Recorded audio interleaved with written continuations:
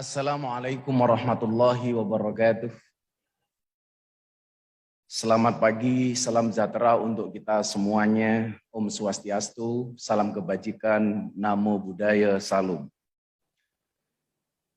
Bapak Gubernur beserta istri, Bapak Wakil Gubernur beserta istri. Kenapa saya harus selalu mengikutkan istri di dalamnya? Karena saya meyakini kesuksesan seorang suami berangkat dari doa seorang istri. Itu artinya apa? Semakin banyak istri, semakin banyak yang mendoakan.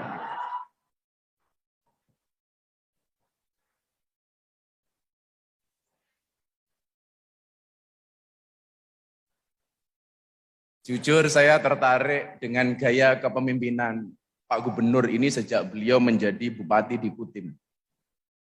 Memimpin dengan canda dan tawa saja bisa membawa Kaltim berjaya dan berdaulat. Maka kita doakan mudah-mudahan tidak hanya menjadi tokoh daerah, tapi bisa menjadi tokoh nasional. Amin. Kembali ke istri, Pak. Sehebat apapun seorang suami, itu hanya di kantor, Pak. Kalau di rumah ya bawahan, Pak. Satu hal mungkin yang perlu saya ingatkan, perempuan itu kalau disakiti nggak pernah lupa, tapi kalau menyakiti nggak pernah ingat. Itulah perempuan. Bapak Pangdam, Maijen Teguh, sahabat saya Bapak Kapolda, beliau ini berkawan dengan saya sejak menjadi Wakapolda Daerah Istimewa Yogyakarta. Waktu itu pangkatnya baru Kombes, sekarang sudah bintang 2, sementara saya tetap AKBP. Aku kiainya Bapak Polisi. Bapak Gubernur Senior, Pak Sarwana, yang beliau usianya memang kolonial tapi seleranya milenial. Yang mudah-mudahan Allah panjangkan umurnya.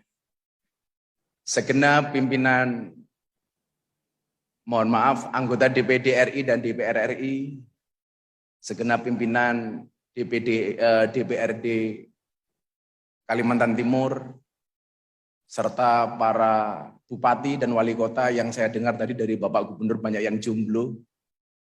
Cukup saya sampaikan, Pak, jangan pernah meninggal, jangan pernah mati dalam keadaan jomblo. Kenapa? Karena Dajjal itu statusnya jomblo.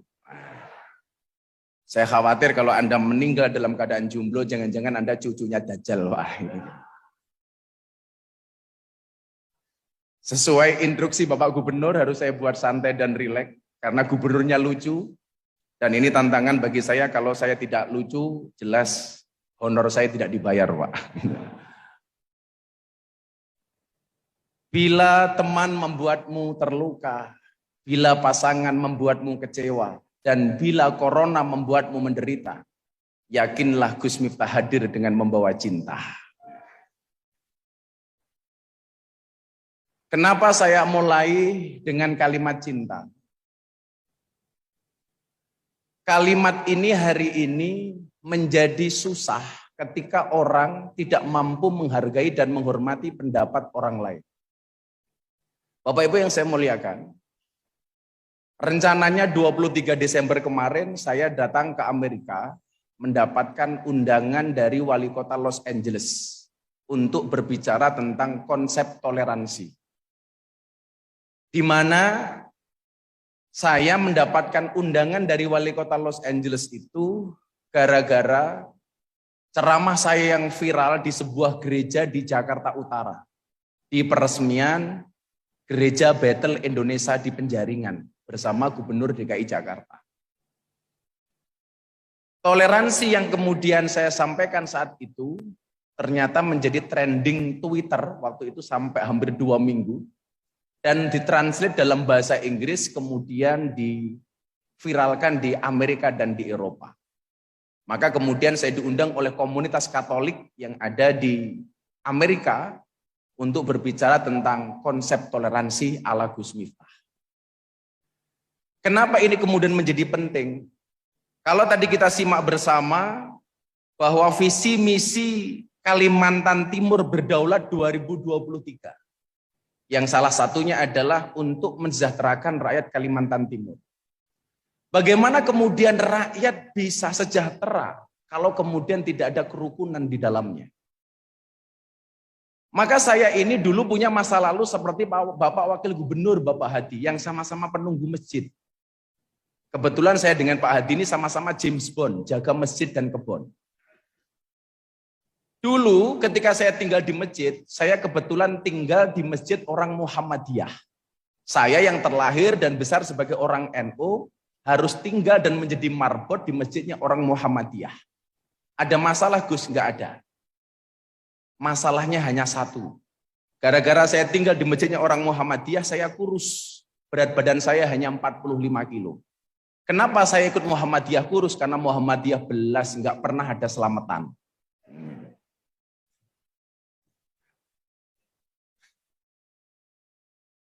Akhirnya saya menikah, dapat istri orang NU, dan alhamdulillah Ibu Gubernur. Saya gemuk waktu itu 105 kilo.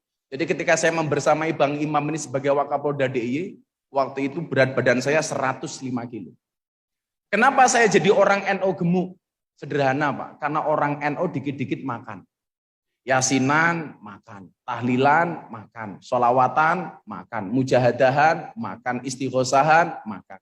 Ada orang sakit minta didoakan, makan. Yang sakit mati, makan lagi Pak.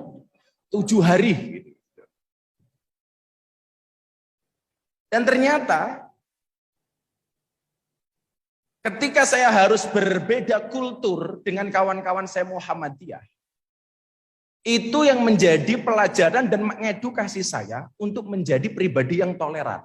Nah, ketika saya membuat pondok pesantren, kebetulan lingkungan yang saya tempati 60% Katolik. Jadi tetangga saya itu pendeta, selatan saya pendeta, utara saya kuburan. Alhamdulillah, seumur hidup saya tidak pernah bertengkar dengan tetangga utara saya. Saya dididik untuk kemudian bagaimana kita bisa menjadi orang yang rukun walaupun kita berbeda pendapat, bahkan berbeda keyakinan. Karena saya memahami bangsa Indonesia ini adalah rumah besar. Yang di dalamnya ada 6 kamar. Ada kamar Islam, ada kamar Kristen, Katolik, Hindu, Buddha, Konghucu.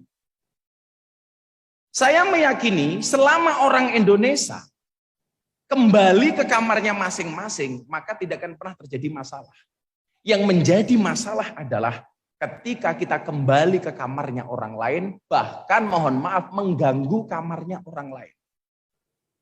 Maka dalam konsep ini kemudian Islam mengajarkan dengan tegas, lakum dinukum waliyadin. Untukmu agamamu dan untukku agamaku. Dalam konteks lain Al-Quran mengatakan wala tasubbul ladina yad'una min dunillah fayasubbullah adwam bighairi ilm. Jangan pernah sekali-kali mencaci sesembahan di lain Allah, selain Allah, maka mereka berpotensi mencaci sesembahanmu dengan tanpa dasar dan tanpa ilmu. Inilah kemudian dulu yang sering saya diskusikan dengan Master Deddy Corbuzier. Barangkali catatannya begini, Gus, kok dulu Deddy Corbuzier bisa masuk Islam melalui Gus Miftah? Sekalipun saya tidak pernah ngajak Deddy masuk Islam. Karena waktu itu yang saya sering diskusikan di podcast dan YouTube-nya Mas Deddy itu hanya sekitar kerukunan. Bagaimana kemudian bangsa ini bisa menjadi bangsa yang rukun? Salah satu dasarnya adalah kenapa Kalimantan Timur kalau pengen sejahtera harus rukun, Bapak Ibu? Dulu Nabi Musa itu punya umat, Pak. Umatnya dilanda kekeringan panjang, kemarau panjang, sampai banyak kematian yang ada di dalamnya. Akhirnya sebagai Nabi, Nabi Musa memerintahkan umatnya untuk menjalankan sholat istikharah. Sholat istisqa, sholat minta air hujan. Sekali sholat, Allah belum turunkan air hujan. 2 kali sholat, Allah belum turunkan air hujan. Sampai ketiga kalinya belum turun air hujan. Kemudian apa? Nabi Musa matur, berdoa kepada Tuhan. Tuhan, kita sudah sholat 3 kali nih, kok belum turun air hujan? Apa jawaban Allah kepada Musa? Musa, tidak mungkin aku menurunkan air hujan kepada kalian. Kecuali 2 hal kamu lakukan. Yang pertama, jadilah umat yang rukun. Kalau kamu pengen aku menurunkan air hujan kepada kalian, memberikan rahmatku kepada umatmu, jadilah hamba yang rukun, kata Allah. Kemudian yang kedua apa? Kamu cari waliku, orang yang aku cintai, aku kasih namanya Barah. Lah, Barakh ini karakternya seperti Pak Isran Nur, orangnya seneng guyon. Akhirnya apa? Musa ini yang pertama memberikan perintah kepada umatnya untuk menjadi umat yang rukun. Kalau kalian pengen Allah menurunkan rahmatnya, jadilah umat yang rukun. Yang kedua, Nabi Musa mencari walinya Allah namanya Barakh. Begitu ketemu, Nabi Musa mengatakan, Barakh silahkan kamu berdoa, karena Allah hanya akan menurunkan air hujan kalau engkau berdoa untuk umatku, kata Musa. Dan Bapak Ibu tahu doanya Barakh itu apa? Ketika Nabi Musa bertanya kepada Allah, Tuhan, kenapa saya harus minta doa kepada Barakh? Kan saya Nabi, dia cuma wali. Apa jawaban Allah kepada Musa? Innahu yudhikuni fil yaumi salasa marrah. Karena Barakh itu mampu membuat saya tersenyum minimal sehari 3 kali. Jadi ternyata Pak Pangdam, Pak Kapolda, Allah itu bisa kita buat tersenyum dengan doa-doa kita. Makanya kalau tadi ada bupati wali kota jomblo, ya berdoanya sederhana saja. Ya Allah, bila dia jodohku, jadikan dia istriku ya Allah. Namun bila dia bukan jodohku, mau dicek lagi ya Allah, kira-kira begitulah. Jadi doanya ada peninjauan kembali. Ternyata doanya Barakh ini sederhana. Begitu dia mengangkat kedua tangannya, dia berdoa. Ya Allah, apakah air hujan itu sudah tidak taat dengan engkau, sehingga tidak mau turun ke umatnya Nabi Musa? Ini kan doanya luar biasa sekali. Tuhan, apakah air hujan itu sudah tidak taat kepada engkau, sehingga tidak mau turun kepada umatnya Nabi Musa? Saat itu kemudian Allah tersenyum, dan kemudian menurunkan air hujan kepada umat Nabi Musa alaihi salam. Makanya saya cocok dengan gayanya Pak Isran ini luar biasa. Sederhana, santai. Karena memang pola pikirnya harusnya seperti itu. Semalam saya diskusi dengan Pak Wagub. Allah itu mengatakan dalam Al-Quran, la takhaf wa la tahzan. Jangan takut, jangan susah. Berarti orang susah itu hukumnya haram, Pak. Bahagia itu hukumnya wajib. Maka ketika saya keliling Eropa waktu itu gara-gara ceramah saya yang viral di klub malam. Kebetulan saya itu dulu viral gara-gara saya sering pengajian di klub malam. Saya masuk lokalisasi sejak tahun 2000, pengajian di klub malam sejak tahun 2007. Jadi saya membersamai anak-anak PSK itu sudah 22 tahun. Itulah alasan kenapa saya pakai kacamata hitam, Bu. Supaya kalau ngelirik tidak kelihatan. Karena itu pengajian paling menyenangkan sedunia. Ngajinya berpahala, matanya bervitamin, Pak. Dulu zaman di Jogja, Bang Imam tidak saya ajak. Karena saya khawatir, berani masuk nggak mau keluar.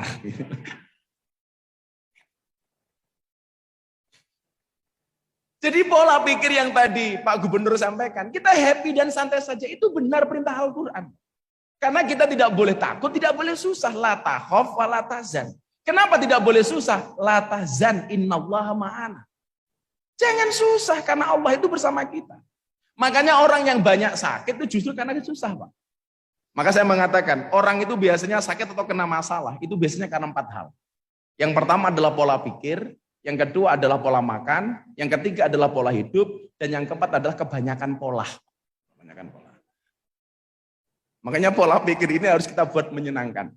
Makanya coba Anda lihat, mohon maaf, orang dengan gangguan jiwa atau orang sakit jiwa itu, orang gila, itu tidak pernah sakit secara fisik. Coba Anda lihat, orang gila itu tidur di pinggir jalan, nggak pakai selimut, dia tidak masuk angin. Buktinya apa? Nggak ada orang gila minta keroan. Kehujanan tidak pernah pilek. Makan nasi busuk, perutnya tidak sakit. Kenapa? Karena orang gila, mohon maaf, tidak punya beban pikiran. Nah, ini artinya kalau Bapak Ibu pengen sehat terus, gampang. Jadilah orang, bukan orang gila, Bu. Orang yang tidak punya beban pikiran. Gila. Orang gila. Nah, kembali ke masalah kerukunan tadi. Selama kemudian kita bisa kembali ke kamar kita masing-masing, maka tidak akan pernah terjadi masalah. Dan kesemuanya itu diatur dengan ideologi yang indah, yang kita dengar dengan ideologi Pancasila. Maka Bapak Ibu, saya menangis ketika dialog kebangsaan di daerah Jawa Tengah bersama Gubernur Ganjar dengan kawan-kawan mahasiswa dan anak-anak sekolah menengah atas. Ketika dialog, ada seorang guru yang menggunakan atribut ASN, aparatur sipil negara, yang dia dibayar oleh negara, menggunakan fasilitas negara, tetapi menolak ideologi Pancasila. Waktu itu dia mengatakan begini, Gus, Anda tahu nggak, Kenapa bangsa ini tidak bisa sejahtera? Kenapa emang, Mas? Karena bangsa ini masih menggunakan ideologi Pancasila. Yang menurut saya hari ini sudah tidak layak untuk dijadikan sebagai sebuah ideologi. Saya tanya sama beliaunya, kalau menurut Bapak, apa yang cocok untuk Indonesia? Kalau Indonesia pengen sejahtera, maka Pancasila harus diganti dengan sistem khilafah. Kemudian saya tanya, coba tunjukkan kepada saya, di mana ada negara yang berhasil dengan sistem khilafah. Waktu itu yang bersangkutan memberikan contoh Saudi Arabia. Saya bilang, Anda salah, Mas. Mainmu kurang jauh. Temanmu kurang banyak, tidurmu kurang malam, kopimu kurang kental. Saudi Arabia itu tidak menggunakan dan menganut sistem khilafah, tapi al-mamlakah. Artinya al-mamlakah itu apa? Kerajaan yang kepemimpinannya turun-temurun dari bapak ke anak-anaknya. Sementara khilafah tidak seperti itu. Anda salah. Maka dengan tegas saya sampaikan, khilafah di Indonesia bukan kok tidak diterima, tapi tertolak secara langsung. Kenapa? Karena tidak sesuai dengan kultur rakyat Indonesia. Karena tidak sesuai dengan kultur bangsa Indonesia. Coba Anda bayangkan, kalau kemudian sistem ini dipaksakan, bagaimana dengan kawan-kawan kita di Papua? Bagaimana dengan kawan-kawan kita di Bali? Bahkan kemarin saya ke Bali, saya matur sama Kapoldanya begini, dan Tuhan itu maha asik. Kenapa, Gus? Menciptakan pulau seindah Dewata itu di Pulau Bali yang mayoritas warganya adalah Hindu. Coba Anda bayangkan kalau pulau ini berada di daerah Jawa umpamanya, dengan kondisi seperti Bali, maka tidak akan bertahan lama, Pak. Dikit-dikit nanti ada bule datang dengan pakaian seksi, ada orang datang teriak traktir, takbir gitu kan. Ini kan repot, Pak. Maka ini cara kemudian Allah melindungi bangsa ini. Maka saya meyakini pemahaman Pancasila yang baik dan benar mutlak hari ini menjadi sebuah keharusan yang harus dipahami dengan baik oleh teman-teman ASN, anak buahnya Pak Isran ini. Kalau sampai ada ASN Kalimantan Timur tidak memahami Pancasila dan dia berpaham khilafah, Pak, mohon maaf, pecat saja, Pak. Ini jangan dianggap sepele, Pak. Maka Rasulullah Muhammad SAW mengatakan, la tadkhulunal jannata hatta tu'minu wa la tu'minuna hatta tahabu. Sekali-kali kamu tidak akan pernah masuk surga sehingga kamu beriman. Dan kamu tidak bisa dikatakan beriman sehingga mempunyai rasa cinta dan kasih sayang. Kamu tidak beriman, kamu tidak akan masuk surga sehingga kamu beriman, dan kamu bisa dikatakan beriman kalau mempunyai rasa cinta dan kasih sayang. Walaupun secara suku kita berbeda. Tadi Pak Isran orang Jawa, saya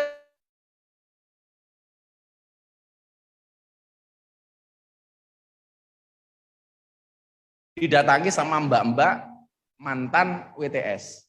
Yang hari ini dia meninggalkan pekerjaannya sebagai WTS, itu membuat cuci motor bidadari di Balikpapan. Jadi dia meninggalkan aktivitasnya sebagai wanita dunia malam, kemudian menjadi mbak-mbak yang bisnis cuci motor, Bu. Waktu itu saya pengajian di Balikpapan, saya masih ingat ada Habib Ja'far almarhum, teman dekatnya Habib Lutfi, yang kalau Presiden Jokowi ke Jawa Tengah banyak minta doa kepada beliau. Ini mbak-mbak ini datang ke hotel saya, kemudian mengatakan, Gus boleh nggak saya ikut pengajian nanti malam? Panitia pengajiannya melihat mbak-mbak seksi ini menolak. Mohon maaf Gus, mbak-mbak itu tidak boleh ikut pengajian. Pakaiannya seksi dan lain sebagainya. Kemudian saya sampaikan kepada panitia, mohon maaf, kalau Anda tidak bisa rukun dengan mbak-mbak PSKI, mantan PSKI ini, saya tidak akan memberikan ceramah pengajian.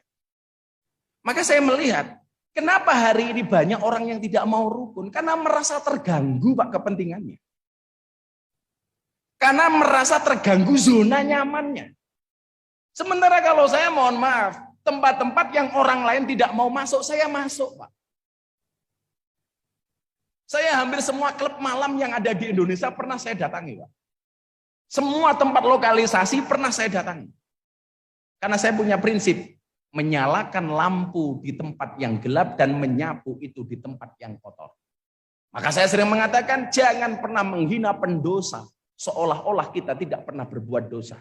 Karena pada akhirnya surga itu akan ditempati oleh ahli maksiat yang mau bertobat, bukan orang yang sok suci namun pada akhirnya tersesat.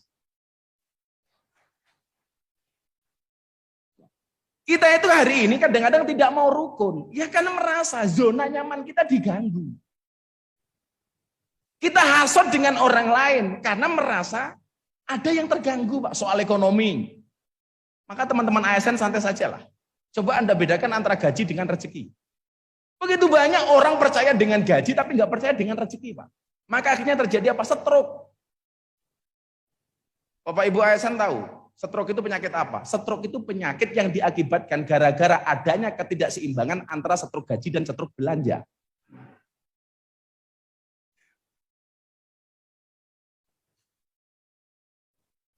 Gara-gara kita mempunyai beda pendapatan, maka kemudian kita menjadi tidak rukun sesama ASN itu sendiri. Percayalah ada sesuatu yang lebih besar daripada gaji. Bentuknya apa? Rezeki. Makanya sama-sama jadi Kapolda, Bang Imam pasti lebih milih jadi Kapolda Kaltim daripada Kapolda Jakarta. Kenapa? Gajinya sama, rezekinya beda, Pak.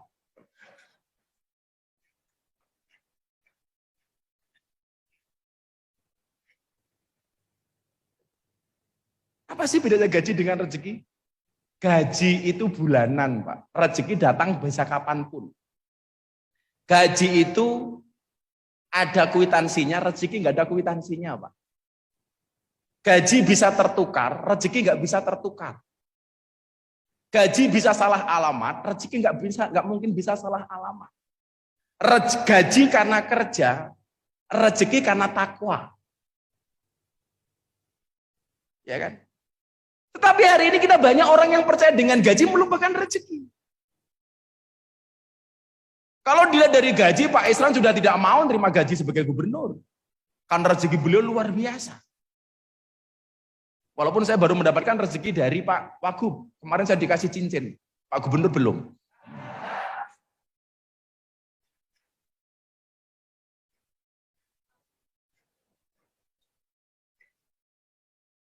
Rencana besok pagi pas sarapan.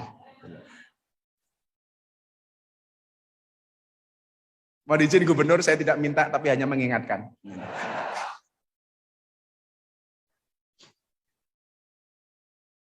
Sesama pegawai.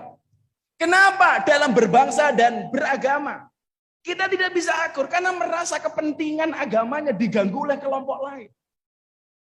Bagaimana dengan konsep Pancasila dan Undang-Undang Dasar 1945 yang menjamin kebebasan beragama? Kok kita masih merasa diganggu oleh orang lain? Maka kalau saya mengibaratkan kerukunan itu Bapak Ibu, kenapa kerukunan itu indah? Contohnya nggak usah mulu-mulu deh, sambel. Kenapa sambel itu menjadi nikmat? Rasanya nikmat. Karena berangkat dari bahan baku yang berbeda-beda. Ada cabenya, ada bawang putih, bawang merah, ada garam, ada terasi. Ditumbuk di satu tempat yang sama namanya cobek. Gara-gara ditumbuk di tempat yang sama, maka kemudian menjadikan aromanya begitu nikmat. Coba Anda bayangkan kalau Anda makan sambal, dimakan cabenya dulu. Baru kemudian bawang putih, bawang merah, yang terakhir baru makan terasinya. Pasti nggak enak Pak Pangdam. Lah, perbedaan itu menjadi indah ketika kita berada di satu tempat tanpa menghilangkan identitas masing-masing. Begitu ditumpuk menjadi satu yang namanya sambal, cabai tetap menjadi cabai. Orang akan mengatakan, oh ini yang pedas cabenya. Orang tetap akan mengatakan ini yang bikin nikmat terasinya, walaupun dia berada di dalam satu tempat. Dan inilah Indonesia. Kenapa kemudian Indonesia hari ini menjadi bidikan dunia? Begitu banyak orang yang punya kepentingan dengan Indonesia.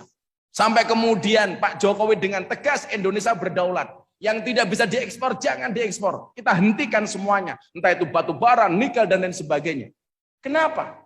Karena perbedaan-perbedaan yang ada di Indonesia begitu indah. Dan peluang inilah kemudian yang dimanfaatkan oleh pihak luar, Pak.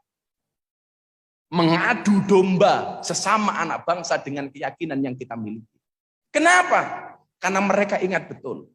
Di masa penjajahan, Founding fathers dengan para pejuang yang ada di dalamnya hanya bermodalkan bambu runcing, mampu mengusir Belanda dengan kekuatan yang luar biasa. Dengan pesawatnya, dengan tanknya, dan lain sebagainya. Kalah Pak dengan pejuang-pejuang kita yang bermodalkan bambu runcing. Kenapa? Karena ada persatuan dan kerukunan yang ada di dalamnya. Maka hari ini mereka mikir, kalau Indonesia harus agresi militer, sekarang tentaranya kuat, polisinya kuat, negaranya hebat. Bagaimana cara menghancurkan bangsa ini? Diadu domba sesama anak bangsa dengan masalah ideologi. Maka kalau dulu kita diadu domba NU Muhammadiyah nggak bisa akur, kemudian kita bisa akur. Sekarang bagaimana kemudian banyak ideologi-ideologi baru beragama masuk ke Indonesia yang sedikit-sedikit mengkafirkan orang lain, menyatakan orang lain haram, kamu neraka dan lain sebagainya. Makanya kemarin siang Bapak, saya protes keras dengan seseorang yang membuang sesaji yang ada di Gunung Semeru. Karena di Semeru Lumajang itu ada satu budaya lokal namanya Kapitayan. Yang mereka masih memegang teguh adat istiadatnya dengan memberikan bunga sesajen di pegunungan. Ada orang yang datang mengatasnamakan Islam, dengan bangganya dia mengatakan apa? Ini yang mendatangkan murka Allah. Dan ini adalah merupakan bibit-bibit ketidakrukunan yang ada di sini. Hari ini begitu gampang kita mengatakan diri kita benar, orang lain salah. Saya benar, Anda salah. Kenapa orang banyak berperilaku seolah-olah dia benar sendiri? Karena dia seolah-olah menjadi wakilnya Tuhan. Maka sering saya sampaikan, Allah menciptakan manusia untuk saling menilai dan menasehati, bukan untuk, Allah menciptakan manusia untuk saling mengenal dan menasehati, bukan untuk saling menilai dan menghakimi. Acap kali kita menjadi hakim dan jaksa bagi kesalahan orang lain, dan menjadi pengacara bagi kesalahan kita sendiri. Kalau budaya seperti ini kita pertahankan, Pak, nggak mungkin bisa akur. Makanya kemarin soal peringatan Natal, orang masih berdebat dari zaman dulu sampai hari ini, apa hukumnya mengucapkan selamat Natal. Barangkali Bang Imam tahu, kalau saya melakukan Idul Fitri, Pak, orang pertama kali yang datang silaturahmi ke tempat saya itu pendeta, Pak. Gus, minal aidin wal faizin ya. Pendeta loh bisa ngomong minal aidin wal faizin. Bahkan taqabbalallahu minna wa minkum taqabbal yang karim. Walaupun dia bisa ngomong barangkali nggak tahu artinya. Tapi ini keren. Maka begitu perayaan Natal, saya orang yang pertama kali datang ke rumah pendeta. Pak pendeta selamat. Apakah kemudian hanya gara-gara saya mengucapkan selamat Natal, saya menjadi kafir? Tidak semudah itu, Ferguson. Pak Pangdam, saya ceramah di gereja, begitu saya keluar, trending, Miftah kafir. Gara-gara masuk ke tempat ibadah orang lain. Lah saya bilang, kalau gara-gara masuk ke tempat ibadah orang lain dianggap kafir, berarti orang Jawa Tengah dan Jogja banyak yang kafir, Pak. Kenapa? Karena masuk Prambanan dan Borobudur. Makanya kalau besok Pak Isran masuk gereja, gara-gara ada peringatan di situ, dibilang kafir, gampang Pak, syahadat lagi, selesai. Gitu.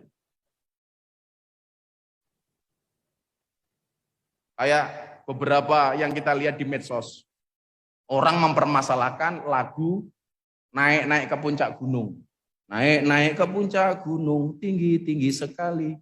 Kiri kananku lihat semua banyak pohon cemara. Ini katanya lagu gereja. Kenapa? Karena pohon cemara. Lah ya dari dulu Pak, yang namanya naik gunung itu adanya pohon cemara, bukan pohon kurma.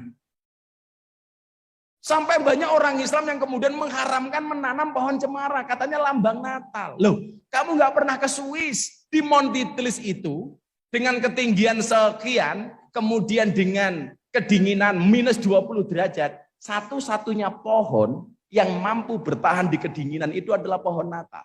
Dengan pohon cemara. Itulah alasan kenapa pohon cemara dijadikan lambang Natal. Kalau kemudian orang Islam mengharamkan menanam pohon cemara, pertanyaan saya, sejak kapan pohon itu punya agama? Saya masih ingat betul sebelum Mas Deddy Corbuzier itu masuk Islam dengan saya, ada stand up komedi namanya Coki Muslim, Pak. Itu membuat bahan stand up masak daging babi dengan kurma. Dibully ini Pak orang, bunuh, penistaan, dan lain sebagainya. Saya ditanya sama Dedi, menurut Gus ini penistaan apa enggak? Penistaannya dari mana? Apakah kalau kurma itu pasti identik dengan Islam? Apakah daging babi itu pasti Nasrani? Enggak Pak. Apakah yang makan daging babi itu mesti orang Kristen? Enggak, teman saya yang Islam banyak Pak, tapi sembunyi-sembunyi. Apakah yang makan korma ini pasti orang Islam? Orang-orang Yahudi, Nasrani di Timur Tengah, mereka juga makan korma. Karena memang budaya mereka. Memang salah kamu satu saya bilang.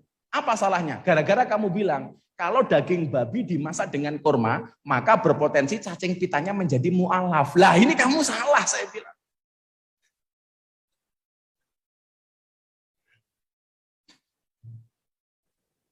Maka budaya-budaya ini harus kita pertahankan. Dan saya meyakini dengan kondisi bangsa seperti ini, yang mampu membuat bangsa ini rukun adalah satu-satunya ideologi adalah Pancasila.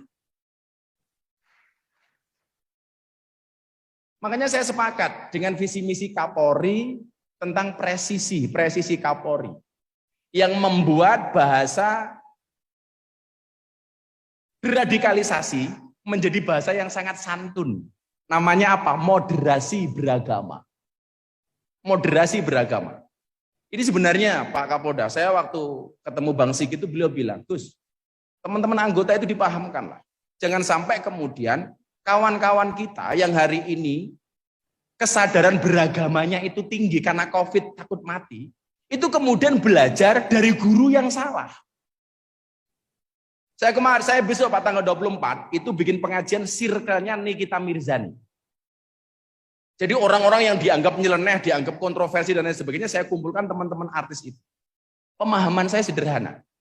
Orang yang salah pergaulan itu lebih gampang dinasihati daripada yang salah milih pengajian, Pak. Saya ulangi, orang yang salah pergaulan itu lebih gampang dinasihati daripada yang salah milih pengajian. Maka Bapak Ibu di Kalimantan Timur mohon maaf, ikutlah pendapat ahli, jangan ikut-ikutan orang yang ahli berpendapat. Karena Al-Quran mengatakan fas'alu ahla dzikri in kuntum la ta'lamun.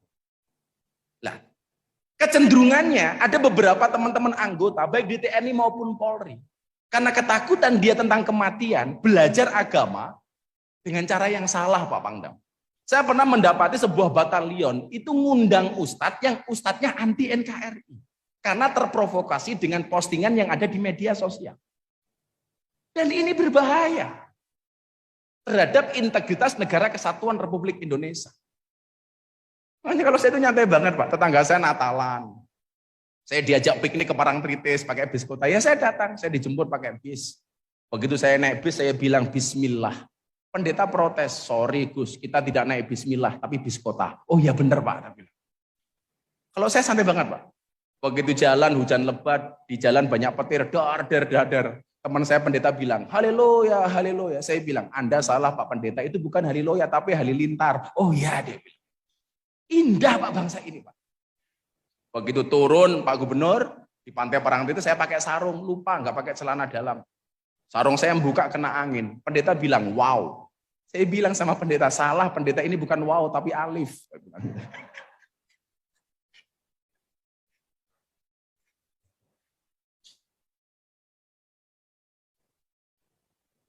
Yang tidak tamat Iqra pasti nggak paham.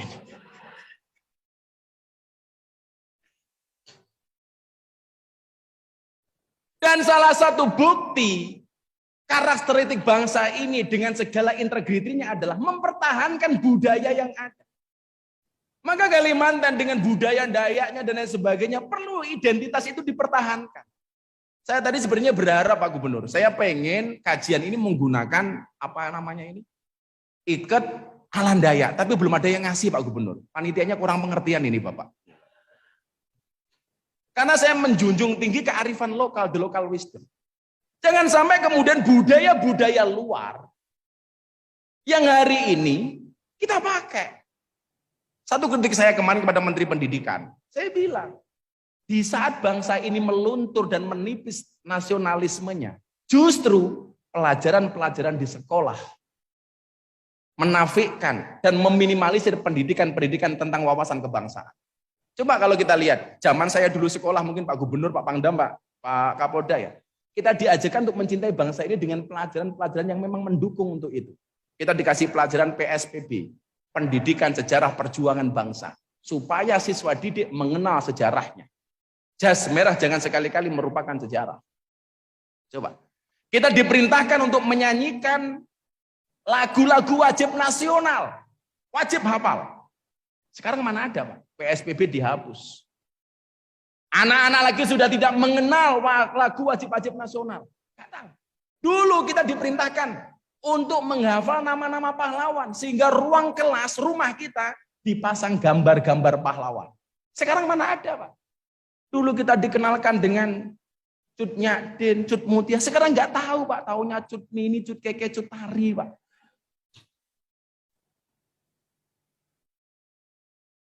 Dan ini saya pikir, Pak Gubernur mohon izin, alangkah indah kalau kemudian kearifan lokal atau muatan lokal di pendidikan, sejarah, kita sampaikan kepada anak-anak. Kenapa? Karena arah pendidikan nasional hari ini hanya bertujuan dan fokus kepada mata pelajaran yang dijadikan ujian akhir nasional. Saya sangat kaget ketika ada seseorang selebgram nge-tag saya di Instagram. Awas, hati-hati, lagu musyrik. Saya kaget. Ternyata yang dimaksud dengan lagu musyrik itu apa, Pak? Padamu negeri kami berbakti.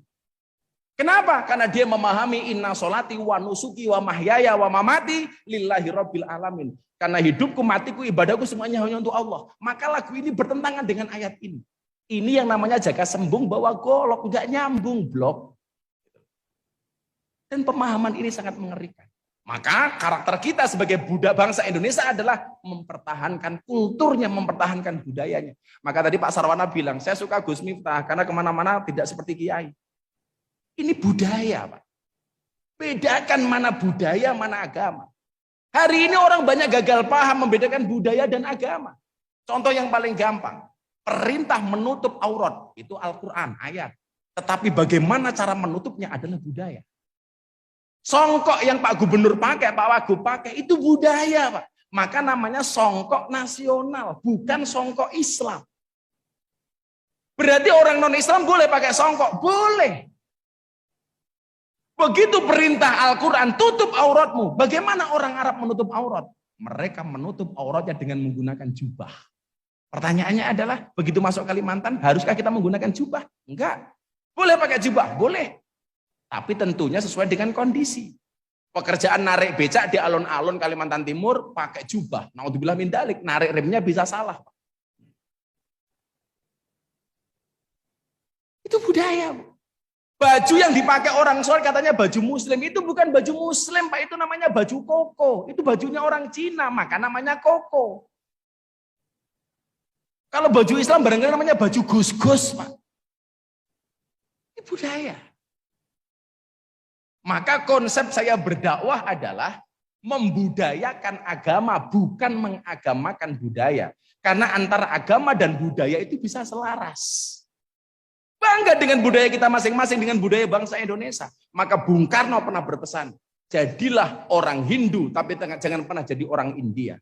Jadilah orang Katolik, tapi jangan pernah menjadi orang Italia. Dan jadilah orang Islam, tapi jangan pernah menjadi orang Saudi Arabia. Tetaplah menjadi orang Indonesia. Makanya saya nyaman, Pak Isran. Saya ditanya orang, yang dipakai Gus Miftah itu apa sih, sarung apa bukan? Ini namanya tokrong, Pak, katok sarung. Dari depan kelihatan seperti celana, dari belakang kayak sarung. Ya saya nyaman saja.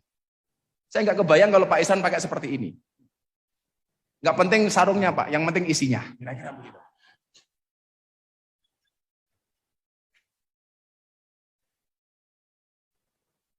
Maka saya berharap dari Kalimantan Timur ini tidak hanya menjadi daerah yang tadi beliau bilang, yang happy warganya, harapan hidupnya lebih tinggi, tetapi di HUT yang ke-65 ini, Kalimantan Timur bisa menjadi daerah yang kembali menyemangatkan gelora kebangsaan. Menjadi daerah yang warganya semuanya memiliki nasionalisme yang luar biasa. Maka Bapak yang saya muliakan, sekali lagi saya sampaikan, Rasulullah Muhammad SAW berpesan, la tadkhuluna jannata hatta tu'minu. Ini hadis ini selalu saya ulangi karena begitu indah. Sekali-kali kamu tidak akan masuk surga sehingga kamu beriman. Dan kamu tidak bisa dikatakan beriman sehingga memiliki rasa cinta dan kasih sayang. Segala perbedaan adalah lumrah, karena nggak mungkin kita dilahirkan dalam bentuk yang sama. Saya milih profesi sebagai dai, Bang Imam sebagai polisi, Bang Teguh sebagai tentara, Pak Isran sebagai politisi. Ini semuanya adalah pilihan. Maka kemudian dalam Al-Quran ada bahasa fastabiqul khairat, berlomba-lomba dalam kebaikan. Berlomba-lomba dalam kebaikan itu maknanya apa? Bukan satu posisi diperebutkan oleh banyak orang, tetapi menjadi yang terbaik di posisi masing-masing. Menjadi polisi, polisi yang baik. Menjadi tentara, tentara terbaik. Menjadi politisi seperti Mbak Adi, seperti Pak Isran, menjadi politisi terbaik. Maka kemudian Al-Quran, Rasulullah Muhammad SAW mengatakan, alaikum bimujalasatil ulama wastima'i kalamil hukama. Antara ulama, hukama, dan umara harus bersatu, bersinergi membangun bangsa ini. Saya sering mengatakan, Pak, sehebat-hebatnya Superman itu kalah dengan super team. Superman itu goblok, Pak. Kenapa? Badannya besar kok bajunya es. Goblok itu. Dan lebih goblok lagi di mana? Jelas pakai celana dalam di luar. Dan izin Pak Pangdam, siapa yang paling goblok? Yang nonton tahu orang goblok, kenapa ditonton? Makanya sebenarnya kayak Pak Isran ini selalu menyampaikan segala sesuatu dengan canda, itu menyembunyikan kecerdasannya. Karena saya ingat satu quote, kecerdasan itu seperti celana dalam, boleh dipakai tapi nggak usah dipamerkan. Lah kira-kira seperti itu.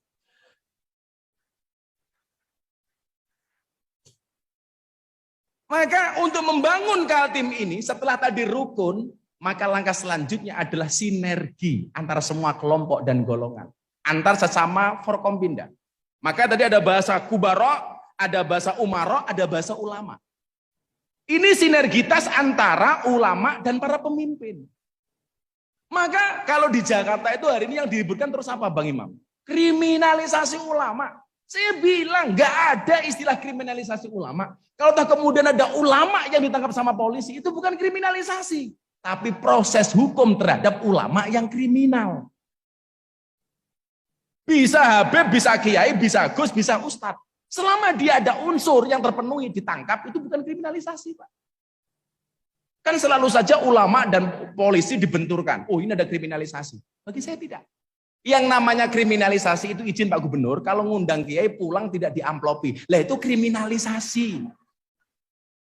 Itu bisa dilaporkan ke Polda, dugaan pelanggaran KUHP pasal 378, penipuan.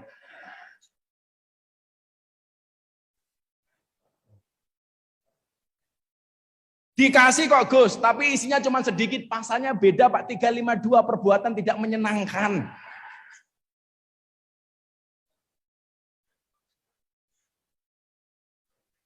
Kok Kapolda sama Pangdam tidak nambahi, kenapa pasal turut serta, hati-hati Pak.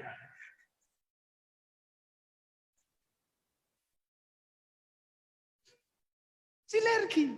Maka alaikum bimujalasatil ulama. Boleh nggak ulama itu ngeritik gubernur? Boleh. Tapi dengan cara etika yang baik. Watawasobil haq, watawasobil sober. Bapak Ibu, salah satu gubernur yang sering dikritik itu namanya Khalifah Harun Ar-Rasyid. Harun Ar-Rasyid. Harun Ar-Rasyid itu menjadi pemimpin yang top gara-gara dia punya kiai yang lucu. Makanya pemimpin-pemimpin dulu itu Pak, rata-rata raja atau presiden, supaya dia tidak stres dengan aktivitasnya itu mencari orang lucu. Makanya konon, kebetulan orang ini teman saya. Pak Jokowi itu senang dengan Menteri Investasi Pak Bahlil. Karena Pak Bahlil itu orangnya lucu, Pak. Bahkan ketika saya ceramah nasihat pernikahan di nikahnya Atta Halilintar, yang Pak Presiden hadir, saya ditelepon sama Mas Praktik, Menseknek, Gus terima kasih ya. Kenapa Pak Menteri? Sudah 3 bulan Presiden tuh nggak pernah ketawa gara-gara COVID. Hari ini saya melihat Presiden tertawa terbahak-bahak mendengarkan ceramah Gus Miftah. Terima kasih ya Gus. Maka happy ini menjadi penting. Lah, Khalifah Harun Ar-Rasyid ini itu sering dikritik, Pak. Ada seorang ulama yang keras yang datang kepada Harun Ar-Rasyid. Ini nasihun lak, wahai Khalifah, saya akan menasihati Anda. Famusaddidun alaika. Tapi nasihat ini akan sangat keras untuk Anda. Wala tajidanna fi nafsika alayya say'an, tolong Anda jangan marah dengan saya. Apa jawaban Khalifah Harun ar-Rasyid? Innallaha ta'ala qad arsala man huwa khairum minka ila man huwa syarrum minni. Sesungguhnya Allah pernah mengutus orang yang lebih baik dibandingkan Anda kepada orang yang lebih jelek dibandingkan saya. Yang dimaksud siapa? Orang yang lebih baik dibandingkan Anda maksudnya adalah Nabi Harun dan Nabi Musa. Diutus untuk siapa? Kepada orang yang lebih jelek dibandingkan saya. Siapa? Maksudnya Fir'aun. Tapi apa perintah Allah kepada Harun dan Musa? Hei Harun Musa, fakulalahu qaulal layyina. Kamu kalau berbicara dengan Fir'aun, menasihati Fir'aun, berbicaralah dengan bahasa yang lemah dan lembut. Jadi kalau kemudian ada masukan kepada gubernur, bahkan presiden, boleh. Tapi fakulalahu qaulal layyina, dengan bahasa yang lemah dan lembut. Coba hari ini, begitu orang tidak suka dengan presiden, bahasanya, bunuh Jokowi. Ini bahasa model apa? Ketika ditangkap sama polisi katanya kriminalisasi. Ini jelas perbuatan kriminal. Dan ini terjadi, Pak. Kalau kemudian kita sebagai orang Kaltim tidak bangga dengan gubernurnya, sebagai orang Indonesia tidak bangga dengan presidennya, bagaimana dengan orang luar, Pak? Maka mencintai pemimpin itu hukumnya wajib. Oh, kemudian ada undang-undang. Atiullah wa atiur rasul wa ulil amri minkum. Taatlah kamu kepada Allah, taatlah kamu kepada Rasul dan kepada para pemimpin. B, apa yang membedakan di antara ayat ini? Begitu taat kepada Allah, langsung dengan menggunakan perintah fi'il amr, taatlah. Kepada Nabi, taatlah.